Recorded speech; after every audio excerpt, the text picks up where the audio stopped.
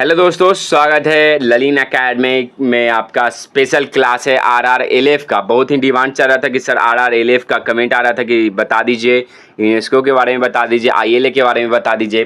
तो चलिए आज स्पेशल क्लास है, इसके बारे में विस्तार से समझते हैं। पॉइंट बाय पॉइंट जो बीपीएससी खास तौर पे एग्जाम में पूछा जाएगा क्वेश्चन, उसी के अकॉर्डिंग मैं आपको बताऊंगा स्पेशल। आप पॉइंट बाय पॉइंट लिखिएगा। चलिए स्टार्ट करते हैं आज का क्लास, वीडियो को लाइक करते हुए। क्या बोल रहा है सबसे पहले आरआरएलएफ का फुल फॉर्म याद रखिएगा, राजा राम मोहन राय लाइब्रेरी फाउंडेशन बोला जाता है। ठीक है, इसकी स्थापना सबको पता होगा कि 1972 ईस्वी में हुआ था। ठीक है, तो इसके पहले आपको एक कहानी मैं बता देता हूँ कि इनका जन्म 200 वर्ष, कभी सवाल हो सके तो पूछ भी देगा कि 200 वर्ष पूरा जन्मदिन होने के पश्चात इनका 22 मई 1772 ईस्वी में इनका जन्म हुआ था। उसी के अकॉर्डिंग 1972 में, मतलब कितना साल हो गया, 200 वर्ष बाद इनका स्थापना किया गया, आरआरएलएफ का स्थापना किया गया है। तो ठीक है, ये इंपॉर्टेंट रहेगा आपके लिए। तो ये पॉइंट बाय पॉइंट है, आप इसको नोट डाउन कर लीजिएगा आरआरएलएफ के बारे में, और साथ ही साथ वीडियो को लाइक करते हुए चलिए आगे बढ़ते हैं। क्या इसका इंपॉर्टेंट है, सबसे पहले इसका संस्था का उद्देश्य क्या है, ये इंपॉर्टेंट रखिएगा। उद्देश्य जानकारी देने से पहले मैं आपको और एक पॉइंट बता देता हूँ, इसके प्रथम अध्यक्ष। ठीक है, प्रथम अध्यक्ष कौन है, सबसे पहले प्रथम अध्यक्ष याद रखिएगा बीपी बौड़ा जी हैं। बीपी बौड़ा है इसके प्रथम अध्यक्ष। लेकिन और एक पॉइंट, ये 2 पॉइंट हो गया आपका। तीसरा पॉइंट देखिएगा, बहुत ही महत्वपूर्ण क्वेश्चन है, सीधे पूछेगा कि प्रथम अध्यक्ष कौन है, तो आपको बताना पड़ेगा बीपी बौड़ा जी हैं। तो इम्पॉर्टेंट रहेगा आपके लिए, पहले अध्यक्ष याद रखिएगा। हर एक चीज़ जितना भी आपका खास तौर पे संघ है, उसका इम्पॉर्टेंट आपको याद रखना है कि अध्यक्ष कौन है। चलिए अब आगे बढ़ते हैं कि वर्तमान में अध्यक्ष कौन है। एक अध्यक्ष जानने से नहीं, प्रथम अध्यक्ष जान चुके हैं, तो अभी वर्तमान में अध्यक्ष जानना अनिवार्य है कि वर्तमान में अध्यक्ष कौन है। तो वर्तमान में आपके अध्यक्ष कौन है, तो वर्तमान में अध्यक्ष आपके हैं, लिख लीजिएगा, इंपॉर्टेंट रहेगा, गजेंद्र सिंह शेखावत जी हैं। गजेंद्र सिंह शेखावत जी हैं। ठीक है, ये इंपॉर्टेंट रहेगा आपके लिए। ठीक है, तो और उसके बाद हम आपको प्रकाशन याद रखिएगा। प्रकाशन बहुत ही इम्पोर्टेंट रहेगा आपके लिए, क्योंकि प्रकाशन आपसे भी पूछा जाता है। ठीक है, तो चलिए पॉइंट बाय पॉइंट जो इम्पोर्टेंट है मैं उसी को, इसको खास तौर पे 3 प्रकाशन ज़्यादातर पूछा जाता है।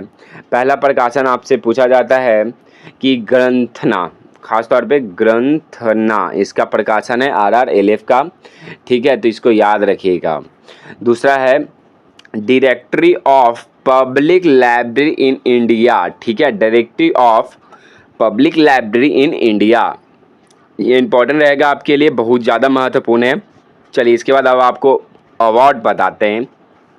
अवार्ड बताने से पहले मैं आपको बता देता हूं कि वीडियो को लाइक ज़रूर कीजिएगा और शेयर ज़रूर कीजिएगा। जिनको स्पेशल पॉइंट बाय पॉइंट बताना है, ये जितना भी शेयर कीजिएगा मेरे लिए धन्यवाद है, क्योंकि मैं आपको फ्री में ही मैं यूट्यूब पे सारा कुछ प्रोवाइड करवा रहा हूँ। चलिए अवार्ड जान लेते हैं, अवार्ड क्या है। अवार्ड, एक अवार्ड ज़्यादातर पूछा जाता है, ये केवीएस एनवीएस और रिपीटेड है क्वेश्चन, कि best state central library award मिलता है आरआरएलएफ के द्वारा। बेस्ट स्टेट, ठीक है, best state central library award मिलता है आपका आरआरएलएफ के द्वारा मिलता है।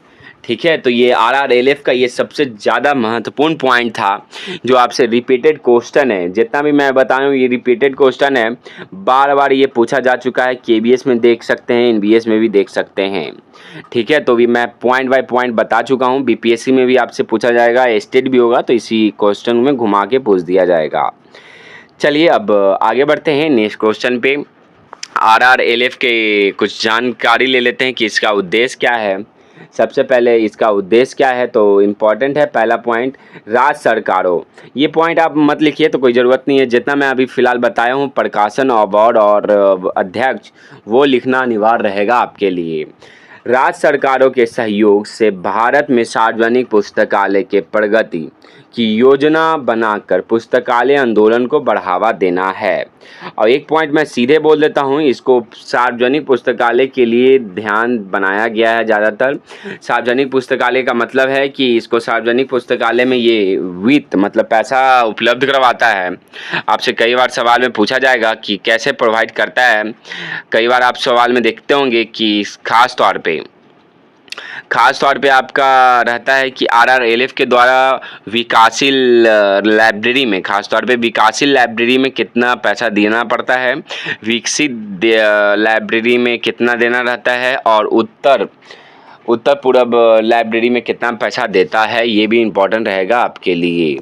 तो जान लीजिए, सबसे पहले 50-50 आपका रहता है विकसित लाइब्रेरी में रहता है, ठीक है। अब विकासशील में आपका रहता है 60-40 का बराबर रहता है, ठीक है। और ख़ास तौर पे उत्तर, जैसे बिहार आप ख़ास तौर पे रख लीजिएगा, जैसे जहाँ पर डेवलप ज़्यादा नहीं हुआ लाइब्रेरी, उसके लिए वो देता है 90.10, ठीक है। तो ये इम्पोर्टेंट रहेगा आपके लिए। चलिए, अब इसका पॉइंट बाय पॉइंट मैं, जैसे कि मैं आपको बता दिए, वो सारा का सारा इम्पोर्टेंट है। आपसे क्वेश्चन घुमा के पूछा जाएगा। तो चलिए आगे विस्तार से समझते हैं। वीडियो को शेयर और लाइक, बस मैं चाहता हूँ कि फ्री में इतना मैं आपको प्रोवाइड करवा रहा हूँ, मैं बस चाहता हूँ कि लाइक ज़रूर करें। चलिए, क्या है दूसरा पॉइंट इसका, कि दूसरा पॉइंट देखिएगा तो ग्रामीण जनता तथा पौध में अध्ययन प्रवृत्ति जागृत करना है। मेन इम्पॉर्टेंट है कि हर जगह लाइब्रेरी को विकास करना। सार्वजनिक पुस्तकालय मतलब पब्लिक लाइब्रेरी को ज़्यादा इस्टेब्लिश करने पे ज़्यादा फोकस किया जाता है। जैसे कि आप ये पॉइंट 5 देख सकते हैं, राज्य सरकार द्वारा गठित स्टेट लाइब्रेरी प्लानिंग कमेटी के माध्यम से सार्वजनिक पुस्तकालय में अनुदान देना। अनुदान मतलब आपको समझ में आता होगा, ठीक है। तो चलिए हम नेक्स्ट क्वेश्चन पे आते हैं। और आपके पास अब टाइम नहीं है, बहुत लोग का मैं जैसे अब कुछ देर पहले ही नोटिस न्यूज़ बताया था पेपर के अकॉर्डिंग कि अब आप लोग के पास टाइम नहीं है, BPSC बता चुका था। तो बहुत लोग कमेंट आ रहा था कि सर आप लोग वहाँ काम करते हैं क्या, कैसे पता चला। नोटिस के बाद आप लोग तैयारी कीजिएगा, तो उम्मीद मत लगाइए कि आप लाइब्रेरियन का सपना पूरा होगा, ठीक है। जो सच है, क्योंकि लगे हुए लोग हैं पहले से ही, और आप वैकेंसी का नोटिफिकेशन का इंतज़ार करने के बाद लगिएगा तो आपका सपना अधूरा ही रह जाएगा। इसलिए मैं बार बार रिक्वेस्ट करता हूं कि आप लोग प्लीज़ पढ़ाई पे फोकस करें। चलिए, आपके लिए एक इम्पॉर्टेंट और मैं बता देता हूँ कि national policy on library and information system का प्रारूप तैयार किया गया था, जिसके आधार पर भारत सरकार संस्कृति विभाग द्वारा एक ड्राफ्ट पॉलिसी स्टेटमेंट जारी किया गया था। किसके द्वारा? तो डॉक्टर PV चट्टोपाध्याय की अध्यक्षता में किया गया था 1986 ईस्वी में, 1986 ईस्वी में। जो इम्पोर्टेंट था मैं प्रकाशन भी बता दिया। मैं बस पॉइंट वाइज इसलिए बताया हूँ क्योंकि आपको आने की संभावना है एग्ज़ाम में। चलिए, वीडियो को ज़्यादा से ज़्यादा शेयर कीजिएगा, लाइक कीजिएगा। आज के लिए इतना ही, धन्यवाद। फिर मिलते हैं नेक्स्ट वीडियो में।